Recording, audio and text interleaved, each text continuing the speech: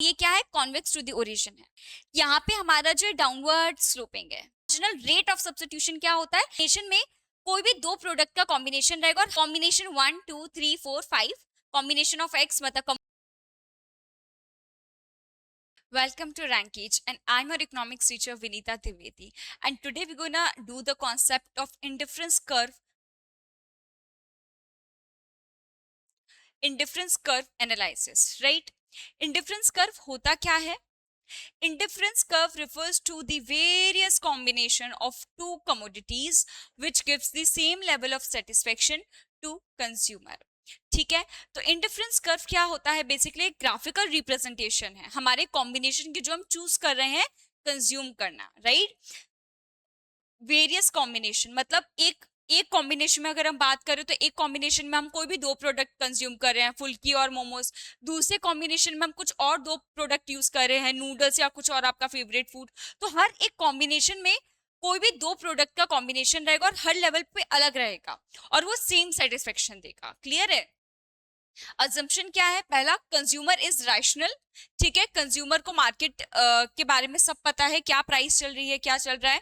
Consumer consumer forms the combination of to commodities. Consumer अपने मन से विलिंगली चूज करता है कि उसको किस चीज का, कौन से प्रोडक्ट का कॉम्बिनेशन बनाना है। मुझे अगर कोई दो चीज खानी है तो मैं क्या खाऊंगी, मैं डिसाइड करूंगी, right. Based on ordinal approach. Ordinal मतलब क्या होता है, रैंकिंग बेसिस पे कि इसको मतलब फुल्की को मैं ज्यादा पॉइंट्स दूंगी, ऑर्डिनल है, ठीक है। Now income of consumer is constant. हमारी जो इनकम है और जो प्राइस है वो यहाँ पे कांस्टेंट रहेगा, उसमें कोई चेंज नहीं आएगा, right. Okay, now we will understand this topic by this graph. ठीक है, स्केड्यूल एंड डायग्राम। अब हम कॉम्बिनेशन बनाते हैं।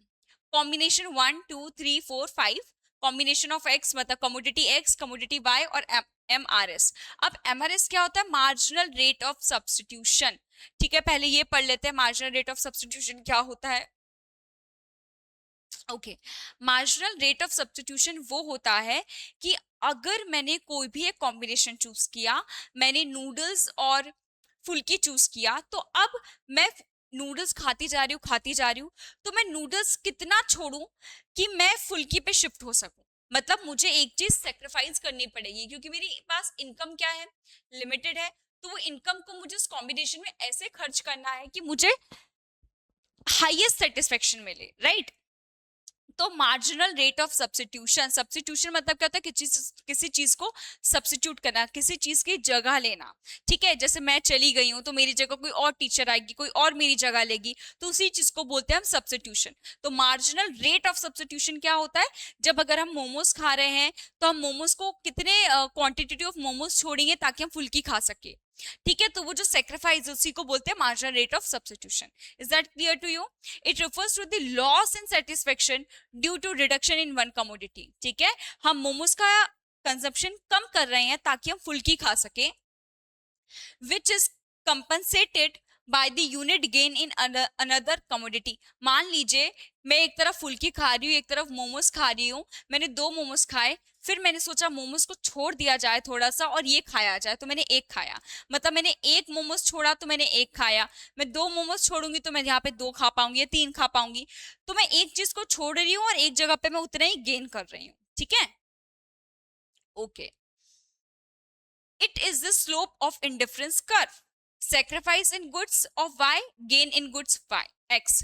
मतलब मोमोज को मैंने कितना सेक्रीफाइस किया कि तब जाके मैं क्या फुल्की खा पा रही, क्योंकि मेरा पेट तो लिमिटेड है, मेरी भूख लिमिटेड है, मेरी इनकम लिमिटेड है। तो मुझे ऐसे बैलेंस बनाना है कि मैं एक को सेक्रीफाइस करूं तो मैं एक गेन कर पाऊं। क्लियर है? Now here you can see observation, the amount of clothing given up for 1 unit of food decreases from 6 to 1।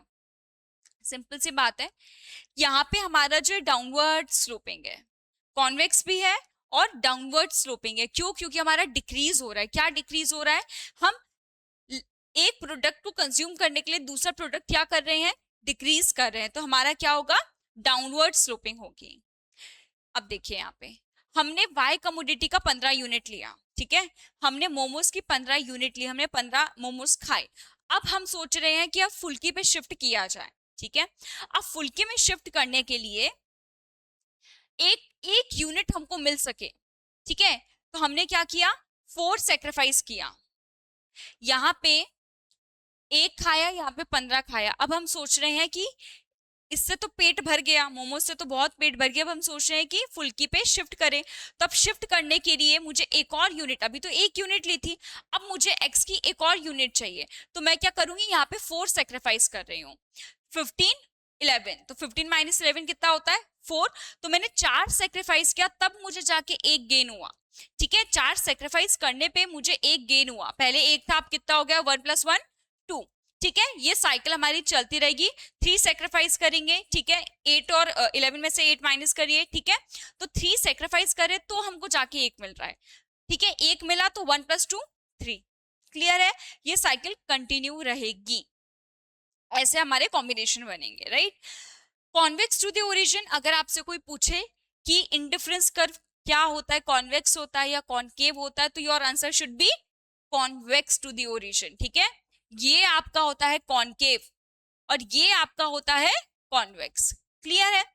हमेशा कॉन्वेक्स होता है और डाउनवर्ड स्लोपिंग होती है, और हर एक पॉइंट पे हमको इक्वल लेवल ऑफ सेटिस्फेक्शन मिलता है। इस लेवल पे भी हमको प्रॉपर सेटिस्फेक्शन मिल रहा है और इस लेवल पे भी, क्लियर है।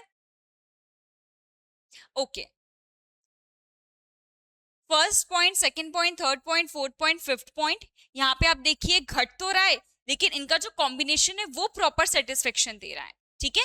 ये डिक्रीज जरूर होगा, क्योंकि कोई भी चीज को हम बार बार कंज्यूम करेंगे तो हमारा यूटिल्स क्या होगा, मार्जिनल यूटिलिटी डिक्रीज होगी, बट ऑब्वियस सी बात है, ठीक है। तो हमारा ये डिक्रीज तो होगा, बट हर लेवल पे हमको सेटिस्फेक्शन मिल रहा है। मतलब इनका कॉम्बिनेशन ऐसा, इन दोनों को खा के ऐसा हम कॉम्बिनेशन बना रहे हैं कि हर एक लेवल पे हमको इक्वल कॉम्बिनेशन सेटिस्फेक्शन मिल रहा है, राइट, इसलिए डाउनवर्ड स्लोपिंग होगा। Okay, features, characteristics, properties of indifference curve क्या क्या होती हैं।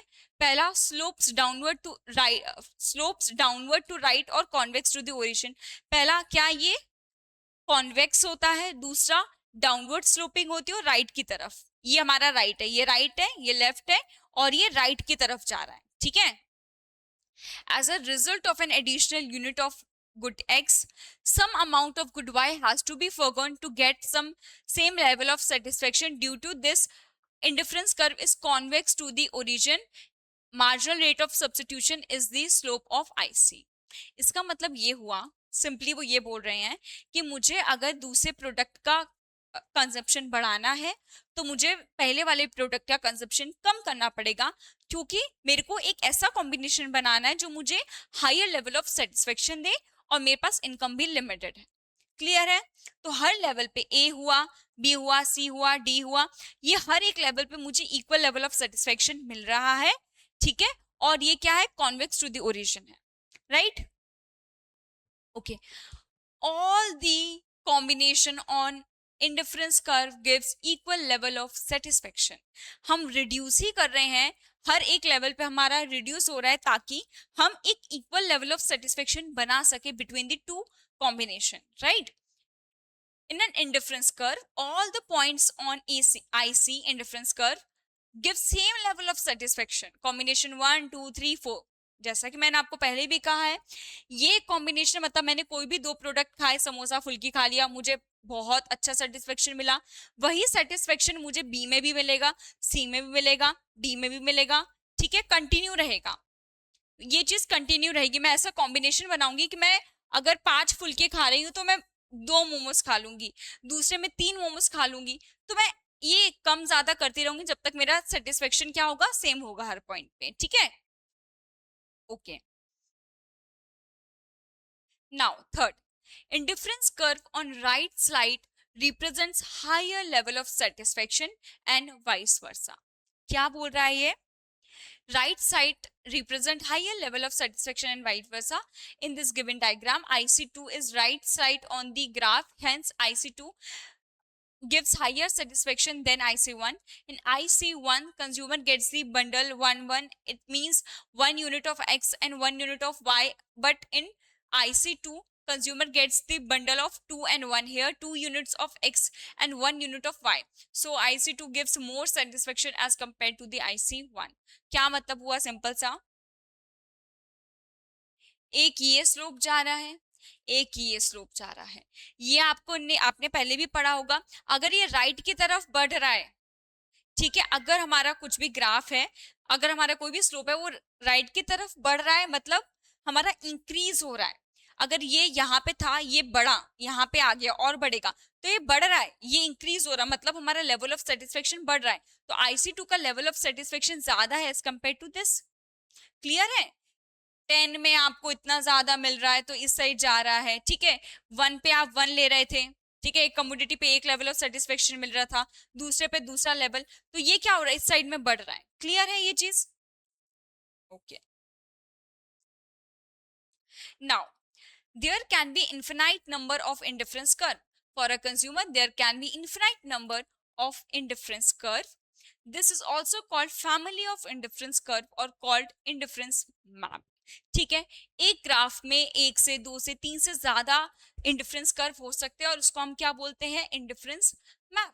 जैसे कि अभी हमने पढ़ा 1 2 3 4, और जैसे जैसे राइट की तरफ जा रहा है वैसे वैसे मतलब सबसे ज्यादा सेटिस्फेक्शन मुझे किस लेवल पे मिलेगा, ICN पे, क्योंकि सबसे ज्यादा राइट पे। अगर मैं यही लेफ्ट की बात करूं तो मुझे कम लेवल ऑफ सेटिस्फेक्शन मिलेगा, अगर ये पीछे आएगा तो कम लेवल ऑफ सेटिस्फेक्शन। क्लियर है ये? आई होप ये कॉन्सेप्ट आपको क्लियर हो। Stay tuned, thank you.